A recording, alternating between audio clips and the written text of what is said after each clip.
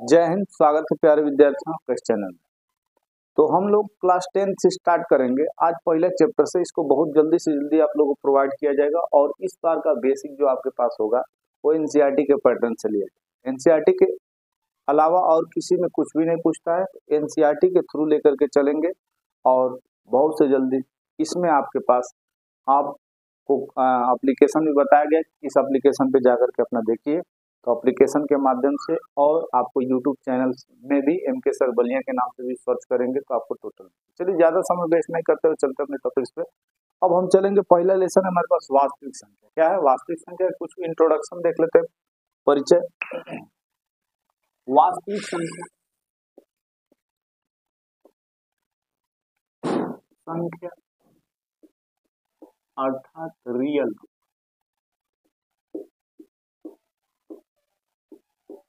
वास्तविक संख्या के कंडीशन में कुछ आ जाओ। वास्तविक संख्या की कुछ बातें होती हैं। वास्तविक संख्या को सबसे पहले दो भागों में बांटा गया है।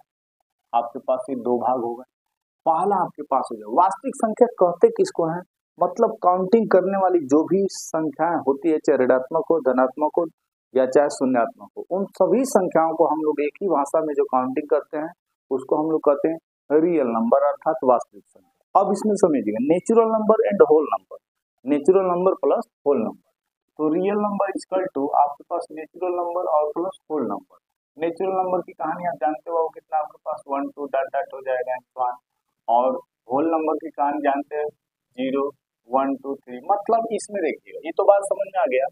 अब ये आपके पास टोटल कंडीशन में आपके पास ऋणात्मक भी होंगे और धनात्मक भी होंगे। ठीक है, चलिए रियल नंबर की कहानी आपके पास स्पष्ट रूप से समझ लिया जाए कि रियल नंबर में r इक्वल टू हमारे पास हो जाएगा 1 हो जाए, -1 हो जाए, 0 हो जाए, 1/2 हो जाए, √3 हो जाए, पाई हो जाए, √3 हो जाए और पाई हो जाए, यानी जो भी 0.3 हो जाए, जो भी कुछ इस प्रकार की संख्याएं हो जाएंगी, इन सभी संख्याओं को हम लोग बोलेंगे रियल नंबर। कंफर्म बाबू, रियल नंबर।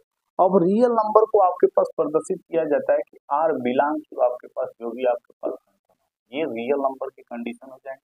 मतलब ई रियल नंबर यानी ये हो जाएंगे सेट। सेट का मतलब यानी जितने भी उसमें आपके पास अवयव आते हैं, एलिमेंट होते हैं, उसको हम लोग कहते हैं, उस अवयव को एक बड़े रूप में नाम दिया था सेट। ठीक, फिलहाल में आपको r बिलोंग्स टू ए। ठीक है, चलिए। तो रियल नंबर में आपके पास धनात्मक भी होंगे, ऋणात्मक भी होंगे, शून्यात्मक भी होंगे और वह परिमेय संख्या भी होगी और अपरिमेय संख्या भी होगी। ठीक है, समझ में आ गया बाबू। अब रियल नंबर को दो भागों में बांट दिया गया आपके पास, एक वास्तविक संख्या, सॉरी एक परिमेय संख्या और एक हो जाएगा अपरिमेय संख्या। पहला चलो बाबू आपके पास परिमेय संख्या। संख्या अर्थात रेशनल नंबर,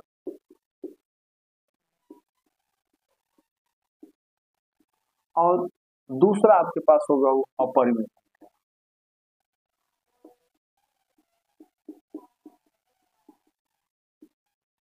संख्या।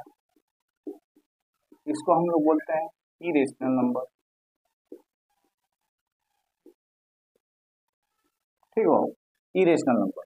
अब परिमेय संख्या के कंडीशन में आ जाते हैं बाबू। परिमेय संख्या आपके पास हो सकता है कि आपके पास हो जाएगा 1। मतलब इसको एक भाषा में आप लोग समझते हो बाबू कि है ना, जो संख्या P/Q के रूप में पाई जाती है ना, P/Q, और एक भाषा मतलब है Q नॉट इक्वल टू 0। मतलब जब भी फंक्शन होना चाहिए Q का मान कभी 0 होना नहीं, चाहे भले ही 0/1 हो जाए, 0 कुछ भी हो जाए, 5/6 हो जाए। ठीक है, इस नंबर के रूप में होना चाहिए, मगर ये आपके पास इस कंडीशन है।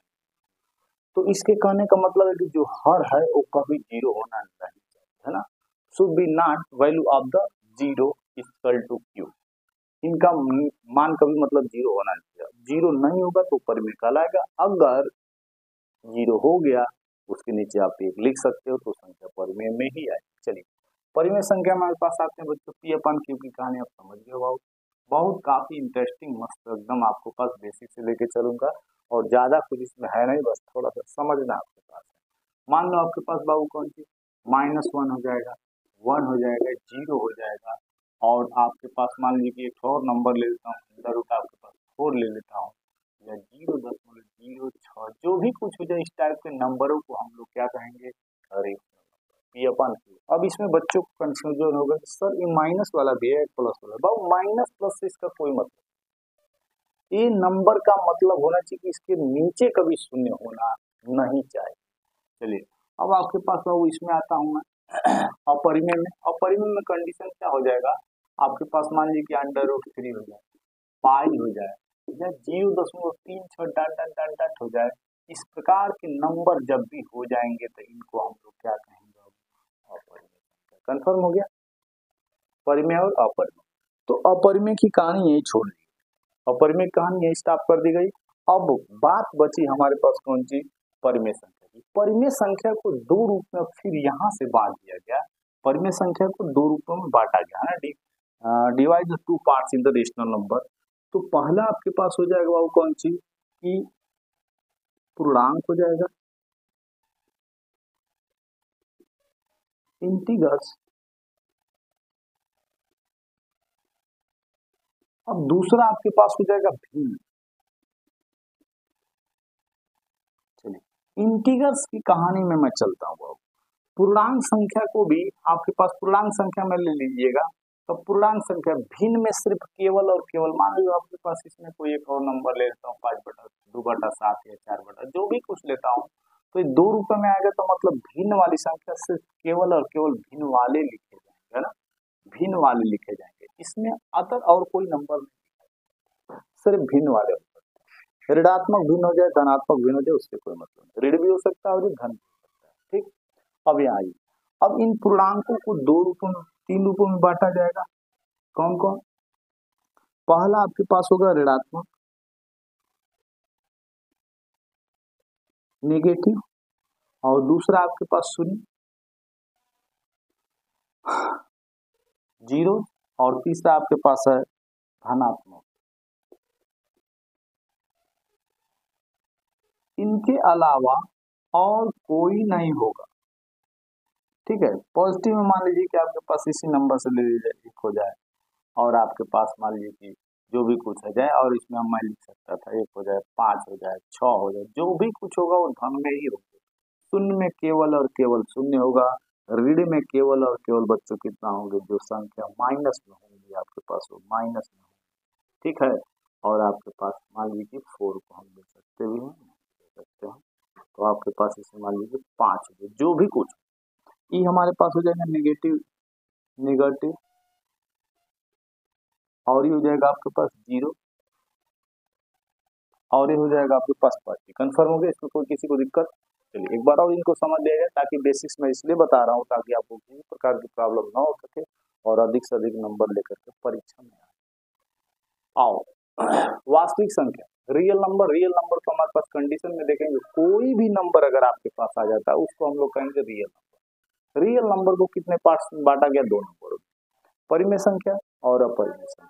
इसमें परिमेय संख्या और अपरिमेय संख्या। अब इसमें परिमेय संख्या की कहानी में आइएगा, परिमेय संख्या में टोटल नंबर हो जाएंगे। परिमेय संख्या में एक बात आप जरूर पढ़ते हैं कि they number will be p upon q where q not is equal to 0 are called the rational number. यानी जो संख्या पी अपॉन क्यू के रूप में पाई जाती है, क्यू का मान 0 के बराबर होता है, 0 ना हो उसको हम लोग कहते हैं परिमेय संख्या। अपरिमेय संख्या की कहानी आप समझ गए।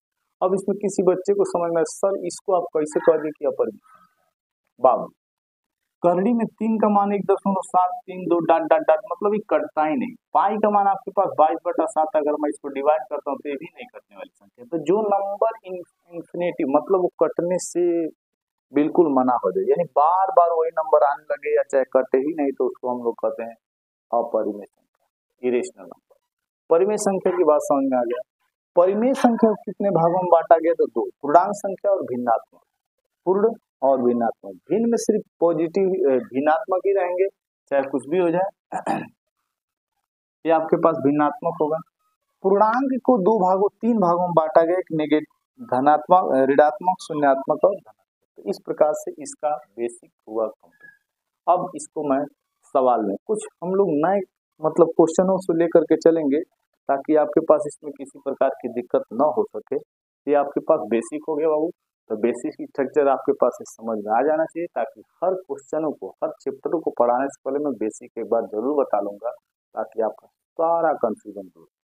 अब इसमें पूछेगा एक नंबर कि जीरो, एक परिमेय संख्या और एक अपरिमेय संख्या को गुणा करने पर तो क्या प्राप्त होगा। ऑप्शन में हो सकता है परिमेय, अपरिमेय, परिमेय अपरिमेय दोनों, या कह सकता है कि कोई। तो जीरो और कोई परिमेय संख्या अगर ले लिया जाए, परिमेय संख्या तो जीरो है ही है, या परिमेय संख्या ले लिया, तो इसका अनुमान कितना होगा जीरो। तो जीरो क्या है, ऑलरेडी क्या आपके पास zero, zero is a rational confirm. तो इस प्रकार के कंडीशन कौन कई ठो बन सकते हैं एमसीक्यू क्वेश्चन में, मल्टीपल चॉइस क्वेश्चन है। तो आपके पास इस प्रकार से question number chapter number first के लिए ये दे दिया गया बाबू आपके पास परिचय। अब हम चलते हैं इसके बाद से चैप्टर 1.1